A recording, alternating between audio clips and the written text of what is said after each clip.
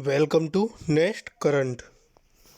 आज है आपका 7 फरवरी 2021 और 7 फरवरी 2021 के जो भी इम्पोर्टेंट क्वेश्चंस होंगे उन्हें मैं यहाँ डिस्कस करूँगा और सभी क्वेश्चन से रिलेटेड आपको फैक्ट भी बताता हुआ चलूँगा। अगर आपने अभी तक हमारे चैनल को सब्सक्राइब नहीं किया है तो वीडियो के नीचे सब्सक्राइब बटन मिलेगा, वहाँ से आप चैनल को सब्सक्राइब कीजिए, साथ ही नोटिफिकेशन बेल को भी प्रेस कीजिए ताकि आपको सभी वीडियो का नोटिफिकेशन सबसे पहले मिले।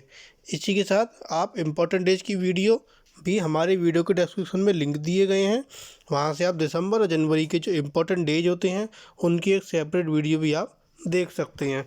तो चलिए शुरू करते हैं आज का अपना फर्स्ट क्वेश्चन। WHO के अनुसार प्रत्येक वर्ष कितनी मिलियन लड़कियों को FGM का खतरा है? तो WHO वर्ल्ड हेल्थ ऑर्गेनाइजेशन के अनुसार प्रत्येक वर्ष 3 मिलियन लड़कियों को FGM का खतरा है। Option A 3। FGM क्या है? Female genital mutilation. इसके विरुद्ध शून्य सहनशीलता का अंतर्राष्ट्रीय दिवस हर साल 6 फरवरी को मनाया जाता है। WHO के अनुसार हर साल लगभग 120 से 140 मिलियन महिलाएं FGM का शिकार होती हैं और 3 मिलियन लड़कियां खतरे में हैं। FGM उन सभी प्रक्रियाओं से संबंधित है जिसमें भारी महिला जननांग का आंशिक या कुल निष्कासन होता है या गैर चिकित्सा कारणों से महिला जननांग अंगों में अन्य चोटें आती हैं। नेक्स्ट क्वेश्चन, हाल ही में किस जिला प्रशासन ने वन्य जीव संरक्षण अधिनियम 1972 के तहत पहली घोषणा जारी की? तो किस जिला प्रशासन ने पहली घोषणा जारी की? विल्लुपुरम। Option B Villupuram.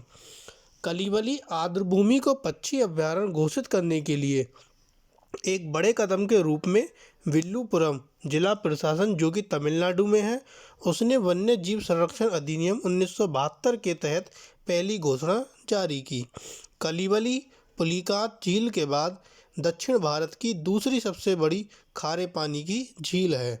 यह झील उप्पुकल्ली खाड़ी और एदायान-थिट्टू अभयारण्य द्वारा बंगाल की खाड़ी से जुड़ी हुई है।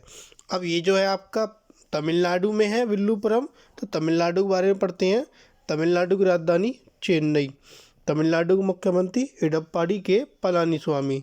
तमिलनाडु के राज्यपाल बनवारी लाल पुरोहित। नेक्स्ट क्वेश्चन, हाल ही में आवास और शहरी मामलों के मंत्रालय ने किसके साथ समझौता किया? आवास और शहरी मामलों के मंत्रालय ने जोमेटो के साथ समझौता किया। Option C Zomato. प्रधानमंत्री स्ट्रीट वेंडर की आत्मनिर्भर निधि योजना के एक भाग के रूप में आवास और शहरी मामलों के मंत्रालय ने जोमेटो के साथ समझौता किया। इससे सड़क खाद्य विक्रेताओं को हजारों उपभोक्ताओं तक ऑनलाइन पहुंच मिलेगी और इन विक्रेताओं को अपने व्यवसाय को बढ़ाने में मदद मिलेगी। MOHUA ने PM स्वनिधि से समर्थित PM स्वनिधि लाभार्थियों की सामाजिक आर्थिक रूपरेखा के लिए मोबाइल ऐप भी लॉन्च किया। नेक्स्ट क्वेश्चन, हाल ही में भिखारी मुक्त अभियान कहाँ शुरू किया गया? तो भिखारी मुक्त अभियान आपका जयपुर में शुरू किया गया। Option D Jaipur.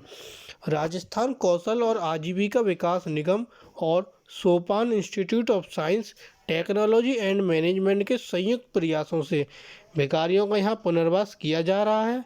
वर्तमान में 43 भिखारियों को एक आश्रय प्रदान किया गया जहां उन्हें योग, खेल और कंप्यूटर कक्षाएं प्रदान की जा रही हैं। अब ये जयपुर आपका किस में? राजस्थान में। तो इसके बारे में पढ़ते हैं। राजस्थान की राजधानी जयपुर, राजस्थान के मुख्यमंत्री अशोक गहलोत और राजस्थान के राज्यपाल कलराज मिश्रा। नेक्स्ट क्वेश्चन, हाल ही में किस राज्य के सरकारी स्कूलों के छात्रों के किताबों के पैसे उनके खातों में स्थानांतरित किए जाएंगे? तो किस राज्य के सरकारी स्कूल के बच्चे जिनकी किताबों के पैसे उनके खाते में स्थानांतरित किए जाएंगे? Option A Uttarakhand. उत्तराखंड सरकार ने यह पहल शुरू की है कि जो बच्चे कक्षा 1 से 12 तक सरकारी स्कूलों में पढ़ते हैं उनके लिए जो किताबों के पैसे होते हैं वो उनके खातों में सीधे स्थानांतरित किए जाएंगे, ट्रांसफ़र किए जाएंगे। और इस कक्षा 1 से 12 तक जो सरकारी स्कूल में पढ़ने वाले 8 लाख छात्र हैं उनको किताबें वितरित करती है उत्तराखंड सरकार। 1 से 5 तक की जो कक्षा में पढ़ते हैं इसमें जो पढ़ने वाले छात्र हैं उनको 250 रुपये दिए जाएंगे। अब ये पहल उत्तराखंड में शुरू हुई है। तो उत्तराखंड के बारे में पढ़ते हैं। उत्तराखंड की राजधानी देहरादून, उत्तराखंड के मुख्यमंत्री त्रिवेंद्र सिंह रावत और उत्तराखंड के राज्यपाल बेबी रानी मौर्य। नेक्स्ट क्वेश्चन, हाल ही में किसने आसियान भारत पर्यटन मंत्रियों की 8वीं बैठक की सह अध्यक्षता की? तो किसने आसियान भारत पर्यटन मंत्रियों की 8वीं बैठक की सह अध्यक्षता की? वो है आपके प्रहलाद सिंह पटेल। Option B Prahlad Singh Patel. संस्कृति और पर्यटन राज्य मंत्री प्रहलाद सिंह पटेल, इन्होंने 5 फरवरी को अपने कंबोडिया समकक्ष थोंग खाओन के साथ आसियान भारत पर्यटन मंत्रियों की 8वीं बैठक की सह अध्यक्षता की। यह बैठक आसियान पर्यटन मंत्रियों की 24वीं बैठक के साथ आयोजित की गई। दोनों ने आसियान और भारत के बीच समझौता ज्ञापन की रूपरेखा के तहत पर्यटन में आसियान भारत सहयोग को और बढ़ाने पर सहमति व्यक्त की। नेक्स्ट क्वेश्चन, हाल ही में एक स्मारक डाक टिकट किसने जारी किया? एक स्मारक डाक टिकट हमारे देश के प्रधानमंत्री नरेंद्र मोदी ने जारी किया। Option C Narendra Modi. प्रधानमंत्री नरेंद्र मोदी ने 6 फरवरी को गुजरात उच्च न्यायालय की हीरक जयंती के उपलक्ष्य में आयोजित एक कार्यक्रम को संबोधित किया। उन्होंने उच्च न्यायालय की स्थापना के 60 साल पूरे होने के उपलक्ष्य में एक स्मारक डाक टिकट भी जारी किया। 1960 में तत्कालीन बॉम्बे राज्य में से गुजरात राज्य की स्थापना के बाद गुजरात उच्च न्यायालय की स्थापना की गई। अब इसमें जो है गुजरात का आपका ये हीरक जयंती मनाया गया था। तो गुजरात के बारे में पढ़ते हैं। गुजरात की राजधानी गांधीनगर, गुजरात के मुख्यमंत्री विजय रूपानी और गुजरात के राज्यपाल आचार्य देवव्रत।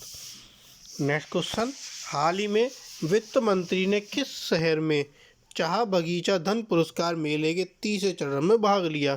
तो वित्त मंत्री ने किस शहर में चाह बगीचा धन पुरस्कार मेले के तीसरे चरण में भाग लिया? Option D Guwahati.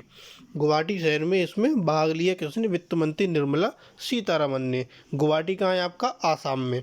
इस कार्यक्रम में असम सरकार ने चाह बगीचा धन पुरस्कार योजना के तहत चाय बागानों से जुड़े लगभग 7.5 लाख लोगों को 3,000 रुपये की वित्तीय सहायता वितरित की। राज्य सरकार ने 2017-18 में इस योजना को शुरू किया था। अब असम में है आपका क्या? असम में आपका गुवाहाटी। तो असम के बारे में पढ़ते हैं। असम की राजधानी दिसपुर। असम के जो आपके मुख्यमंत्री हैं वो हैं आपके सर्बानंद सोनोवाल। असम के राज्यपाल जगदीश मुखी। नेक्स्ट क्वेश्चन, हाल ही में शिक्षा मंत्रालय ने किसके नाम पर आवासीय विद्यालय और छात्रावासों का नाम रखने का निर्णय लिया है? तो शिक्षा मंत्रालय ने किसके नाम पर आवासीय विद्यालय छात्रावासों का नाम रखने का निर्णय लिया? Option A Netaji Subhash Chandra Bose. शिक्षा मंत्रालय ने मंत्रालय के समग्र शिक्षा के तहत वित्त पोषित आवासीय विद्यालय और छात्रावासों का नाम नेताजी सुभाष चंद्र बोस रखने का निर्णय लिया। मंत्रालय आश्रय और देखभाल की आवश्यकता वाले बच्चों के लिए पहाड़ी इलाकों और काफ़ी आबादी वाले क्षेत्रों में राज्यों और केंद्र शासित प्रदेशों को स्कूल और छात्रावास खोलने और चलाने के लिए वित्तीय सहायता प्रदान करता है। इसका उद्देश्य सार्वभौमिक नामांकन सुनिश्चित करना और बहुत कम आबादी वाले क्षेत्रों में स्कूली शिक्षा प्रदान करना है। नेक्स्ट क्वेश्चन, हाल ही में भारतीय नौसेना ने हिंदुस्तान एरोनॉटिक्स लिमिटेड से कितने भारत में बने उन्नत लाइट हेलीकॉप्टर प्राप्त किए? तो भारतीय नौसेना ने कितने उन्नत हेलीकॉप्टर प्राप्त किए? ऑप्शन बी 3 उन्नत लाइट हेलीकॉप्टर भारतीय नौसेना ने हिंदुस्तान एरोनॉटिक्स लिमिटेड से बने हुए प्राप्त किए। हेलीकॉप्टर तटीय सुरक्षा के लिए अनुकूलित है। आदेशित 16 MK थर्ड हेलीकॉप्टरों में से 3 प्राप्त हो चुके हैं।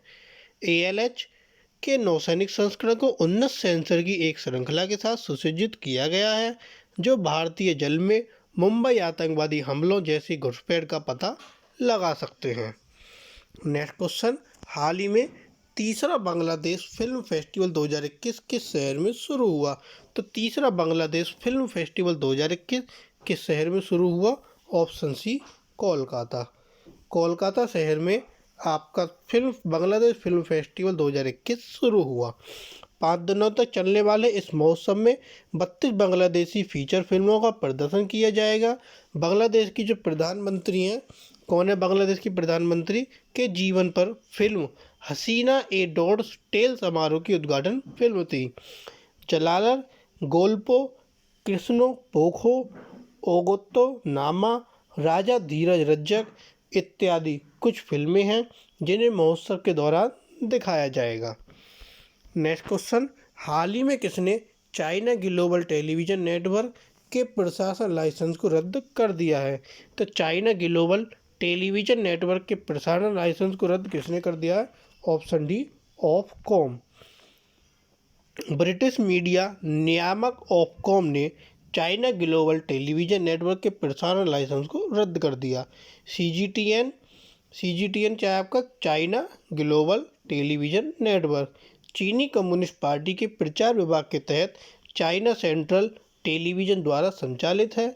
यह यूके के कानून के तहत प्रसारण लाइसेंस के लिए कानूनी आवश्यकताओं को पूरा नहीं करता था। अगला क्वेश्चन, हाल ही में किस राज्य में हफीजुल हसन को कैबिनेट मंत्री की शपथ दिलाई गई? तो हफीजुल हसन को कैबिनेट मंत्री की शपथ आपके झारखंड राज्य में दिलाई गई। Option A, Jharkhand. झारखंड में जो राज्यपाल है द्रौपदी मुर्मू, उन्होंने 5 फरवरी को राज्य के नए कैबिनेट के रूप में हफीजुल हसन को पद की शपथ दिलाई। शपथ ग्रहण समारोह रांची के राजभवन में आयोजित किया गया। हफीजुल हसन स्वर्गीय कल्याण मंत्री हाजी हुसैन अंसारी के बेटे हैं। अक्टूबर 2020 में कोविड संक्रमण के कारण हाजी हुसैन अंसारी की मृत्यु हो गई थी और अब उनके बेटे हफीजुल हसन को नए कैबिनेट के रूप में शपथ दिलाई गई। शपथ झारखंड में दिलाई गई।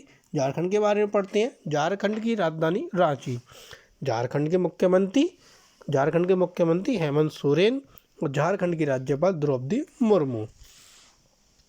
नेक्स्ट क्वेश्चन, हाल ही में कौन सा राज्य ई कैबिनेट को लागू करके देश का पहला राज्य बन गया? ई कैबिनेट को लागू करके देश का पहला राज्य आपका हिमाचल प्रदेश बन गया। Option B, Himachal Pradesh. Himachal Pradesh e cabinet को लागू करके कैबिनेट के सारे काम को कागज रहित करने वाला देश का पहला राज्य बन गया। मुख्यमंत्री जयराम ठाकुर ने 5 फरवरी को शिमला में पहली ई कैबिनेट का उद्घाटन किया। E cabinet electronic cabinet. Cabinet memo की शुरुआत से लेकर कैबिनेट मेमो की मंजूरी तक की पूरी प्रक्रिया को ऑनलाइन कर दिया गया है। अब यह पहल हिमाचल प्रदेश में शुरू हुई। हिमाचल प्रदेश की राजधानी शिमला, हिमाचल प्रदेश के मुख्यमंत्री जयराम ठाकुर और हिमाचल प्रदेश के राज्यपाल बंडारू दत्तात्रेय। नेक्स्ट क्वेश्चन, हाल ही में महाराष्ट्र राज्य के प्रदेश कांग्रेस समिति का अध्यक्ष किसे नियुक्त किया? महाराष्ट्र राज्य के जो प्रदेश कांग्रेस समिति है उसका अध्यक्ष नाना पटोले को नियुक्त किया गया। Option C, Nana Patole. Akhil Bharatiya Congress committee ने इनको नियुक्त किया। उन्होंने 4 फरवरी 2021 को महाराष्ट्र विधानसभा के अध्यक्ष पद से इस्तीफा दे दिया था। पहले राज्य के राजस्व मंत्री बाला साहेब थोरात इस पद को संभाल रहे थे। शिवाजी मोगे, चंद्रकांत हांडोरे और प्रणति शिंदे सहित 6 कार्यकारी अध्यक्ष भी नियुक्त किए गए हैं। नेक्स्ट क्वेश्चन, हाल ही में किसने अपनी ऑनलाइन बस बुकिंग सेवा शुरू की? तो ऑनलाइन बस बुकिंग सेवा IRCTC ने शुरू की। Option D, IRCTC। IRCTC Indian railway catering and tourism corporation limited, ये इसकी फुल फॉर्म है। इसने अपनी ऑनलाइन बस बुकिंग सेवा शुरू की। IRCTC मोबाइल ऐप पर इस सेवा का एकीकरण मार्च 2021 तक पूरा होने की उम्मीद है, जो जनता को मोबाइल के माध्यम से बस टिकट बुक करने में सक्षम बनाएगी। IRCTC ने इसके लिए 50,000 से अधिक राज्य सड़क परिवहन के साथ साथ निजी बस ऑपरेटरों के साथ समझौता किया है। तो ये थे आपके आज के कुछ करंट अफेयर्स के इंपॉर्टेंट क्वेश्चन। अगर आपको वीडियो पसंद आए तो प्लीज़ वीडियो को लाइक, कमेंट और शेयर कीजिए और ज़्यादा से ज़्यादा हमारे चैनल को सब्सक्राइब कीजिए। Thank you.